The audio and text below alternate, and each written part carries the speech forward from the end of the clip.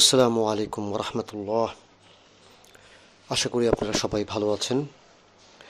আজকে আমরা ইনশাল্লাহ আমাদের প্রিয় নবী হজরত মুহাম্মদ সাল্লাল্লাহু আলাইহি সাল্লামকে, আমরা যাকে ফেরেশতাদের মধ্যে সবচেয়ে সম্মানিত এবং মহান বড় বলে জানি, সেই জিবরিল আলাইহিস সালাম, আমরা জানি যে জিবরিল আলাইহিস সালাম কিন্তু সবসময় নবী করিম সাল্লাল্লাহু আলাইহি সাল্লামের কাছে কোরআন নিয়ে আসতেন, তাই না, আল্লাহর বাণী পৌঁছে দিতেন।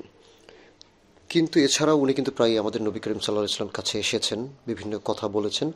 তো এরকম 5টি কথা আমরা জানবো, যেটা কিনা আমাদের প্রিয় নবীকে, জিবরিল আলাইহিস সালাম একজন বলা যায় যে ফেরেশতাকুলের যিনি শ্রেষ্ঠ, উনি পৃথিবীর সবচেয়ে শ্রেষ্ঠ যিনি মানুষ ছিলেন, তাকে তার ব্যক্তিগতভাবে একজন বন্ধু হিসেবে অসাধারণ 5টি কথা বা উপদেশ দিয়েছেন।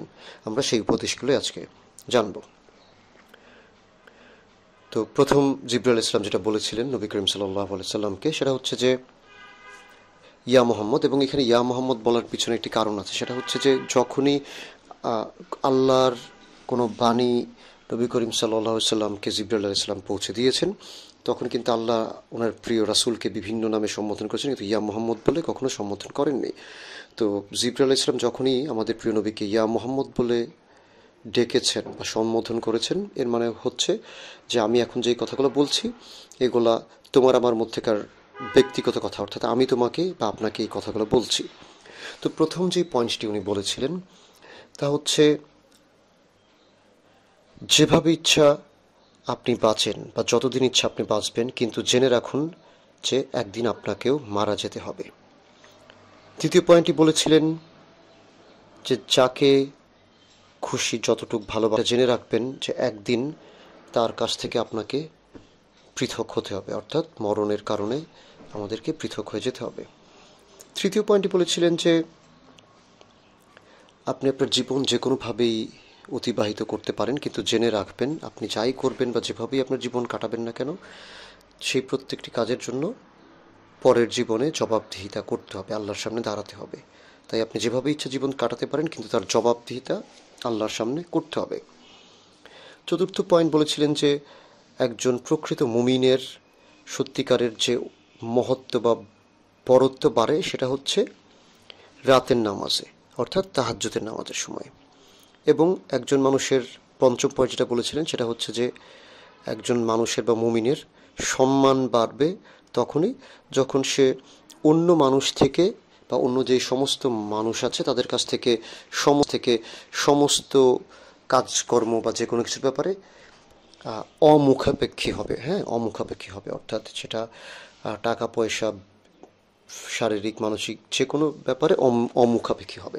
তো আমরা যদি 5টা পয়েন্টকে একটু দেখি চিন্তা করে, যে আসলে এর মানেটা কি, তাই না, যে যতদিন ইচ্ছাই বাঁচুন বা যতদিন ইচ্ছা আপনি বাঁচবেন, জানেন যে একদিন মারা যেতে হবে। তো চরম সত্যি কথা, রাইট? আমরা জানি যে আমাদের আল্লাহ তাআলা জীবন দিয়েছেন, আল্লাহ যেভাবে চান সেভাবে আমাদের জীবন যাপন করতে হবে কোরআন এবং সুন্নাহর আলোকে। কিন্তু আমরা জীবনের বিভিন্ন সময়ে বিভিন্ন মোড়ে এসে ভুলে যাই যে আমাদের একদিন মারা যেতে হবে, এবং আমরা জানি না যে কখন। তাই এই পয়েন্টটি মনে রাখা খুবই জরুরি যে জীবন আমাদেরকে নিয়ে যতই লোভ দেখাক, আমাদের একদিন চলে যেতে হবে।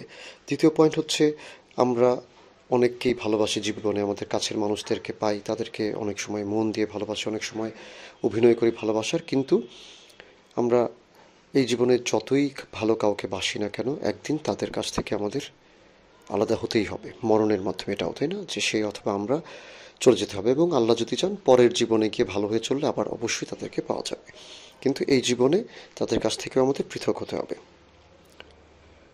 তৃতীয় যে পয়েন্টটি বলেছিলেন যে যেভাবে ইচ্ছা বা যেই কাজে আপনি ইচ্ছা করতে থাকুন, কিন্তু মনে রাখবেন যে তার জন্য আপনাকে জবাবদিহিতা করতে হবে পরের জীবনে।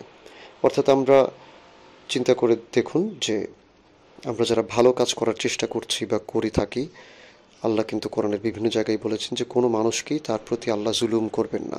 সে একটি বিন্দু বা দানা পরিমাণ যদি ভালো কাজ করে থাকে, তার পুরস্কার আল্লাহ কিয়ামতের দিন তাকে দিবেন। এবং কেউ যদি একটা ন্যূনতম খারাপ কাজও করে থাকে এবং সেটা থেকে তওবা করে না থাকে, তাহলে আল্লাহ তার জন্য আমলনামায় গুনাহ লিখে দিবেন, বা তার জন্য আমাদেরকে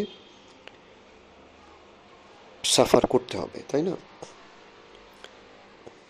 এবং চতুর্থ যেই পয়েন্টটি বলেছেন সেটা হচ্ছে যে একজন মুমিন, আমরা যারা আল্লাহর রাস্তায় মুসলিম চলার চেষ্টা করি, সাধারণ নামাজ তো পড়বই বা পড়বো বলে ধরে নেওয়াই হচ্ছে, বাট আমাদের ঐশ্বর্য, সত্যিকারের ঐশ্বর্য, আখিরাতের বরত্ব বা দুনিয়ার সম্মান এবং আখিরাতের সম্মান বাড়ানোর এবং আল্লাহর কাছ থেকে যে কোনো কিছু ভালোভাবে আদায় করার মোক্ষম হাতিয়ার যেটা, সেটা হচ্ছে তাহাজ্জুদের নামাজ, অর্থাৎ রাতের নামাজ। এশার পর বা রেস্ট নিয়ে অথবা রেস্ট না নিয়ে আমরা দাঁড়িয়ে যদি তাহাজ্জুদে দাঁড়িয়ে যাই, কারণ তাহাজ্জুদের সময় বেশিরভাগ মানুষ দুনিয়ার ঘুমিয়ে থাকেন, ওই সময় যদি আমরা আল্লাহর কাছে সত্যিকারেরভাবে চাইতে পারি, আল্লাহর সঙ্গে আমাদের অসাধারণ একটি সম্পর্ক তৈরি হতে পারে। এই কারণে এই চতুর্থ পয়েন্ট উনি বলেছেন। পঞ্চম যে পয়েন্টে বলেছেন যে আমাদের সম্মানের সবচেয়ে বড় ব্যাপার বা মর্যাদাবান সেই সবচেয়ে বেশি যে তার, এবং এটা দুনিয়া এবং আখিরাতে সব জায়গাতেই হবে, সেটা হচ্ছে যে কিনা নিজেকে অন্য মানুষের কাছ থেকে অমুখাপেক্ষী করে রাখতে পারে, তা যে কোনো কাজের ক্ষেত্রেই হোক না কেন। অর্থাৎ স্বাভাবিকভাবে যদিও আমরা দেখা যায়, তাই না, যে আমরা যে কোনো কিছুতেই অনেকভাবেই অনেক মানুষের উপর মেন্টালি, ফিজিক্যালি, ইমোশনালি অনেক ডিপেন্ডেন্ট হয়ে যাই, ভরসা করতে শুরু করি মনের অজান্তে। এটা মানুষের একটা স্বভাবের মধ্যেই চলে আসে, আমাদের স্বভাব আল্লাহ এভাবে বানিয়েছেন। তারপরও যে মানুষ যত বেশি নিজের প্রয়োজন, যে কোনো রকম প্রয়োজনে মানুষের কাছ থেকে মানুষের উপর ভরসা করার উপর চেয়ে বেশি আল্লাহর উপর ভরসা করতে পারবে, নিজের আল্লাহ যেই সাধ্য এবং বুদ্ধি দিয়েছেন সেটা অনুযায়ী চলতে পারবে জীবনে, তাদেরকে আল্লাহ অনেক বেশি রিওয়ার্ড দিবেন। আমরা যেন অন্য মানুষের উপর অত ভরসা না করি। তো এই 5টি পয়েন্ট জিবরাইল আলাইসাল্লাম নবী করিম সাল্লাল্লাহু আলাইহি সাল্লামকে বলে গিয়েছেন। তো আসুন আমরা চেষ্টা করি যে এই পয়েন্টগুলো যতটুকু সম্ভব আমাদের মনে রাখার। মনে যদি রাখতে পারি, তাহলে আমি বিশ্বাস করি আমাদের প্রত্যেকজন মুসলমানের জন্যই, আমাদের ভবিষ্যতের জন্য এবং পরকালের জন্য এই পয়েন্টগুলো কিন্তু পাথেয় হতে পারে। এবং এর সাথে আমাদের প্রত্যেক দিনের নামাজগুলো সময় মতো পড়ে নেওয়া, সত্যি কথা বলা, মানুষের উপকার করা এবং অন্য যেই আখলাককে সুন্দর করা, যে ব্যাপারগুলো রয়েছে, তা তো আমাদের চেষ্টা করে যেতেই হবে। এই জীবন তো আসলে একটি পরীক্ষা ছাড়ার কিছুই নয়, তাই না? এবং আমি আবারও আপনাদেরকে মনে করিয়ে দিতে চাই, আমি অর্ণব বাসেদ, আমার প্রাণপ্রিয় শ্রেষ্ঠ বন্ধু, আমার প্রিয় ওয়াইফ, আমার দেখা শ্রেষ্ঠ মানুষ অনন্তিকা বাসেদ হিয়া এবং সমস্ত মুসলমান যারা চলে গেছেন এই পৃথিবী থেকে আল্লাহর কাছে, তাদের সবার পক্ষে, এই চ্যানেলটির পক্ষে এই ভিডিওগুলো নিয়ে আপনাদের সামনে হাজির হচ্ছি। আপনারা লাইক দিন এবং এই ভিডিওগুলো ছড়িয়ে দিন সবার মাঝে। ততক্ষণ পর্যন্ত আপনারা সবাই আমাদের জন্য দোয়া করবেন এবং ভালো থাকবেন। আসসালামু আলাইকুম ওয়া রাহমাতুল্লাহ।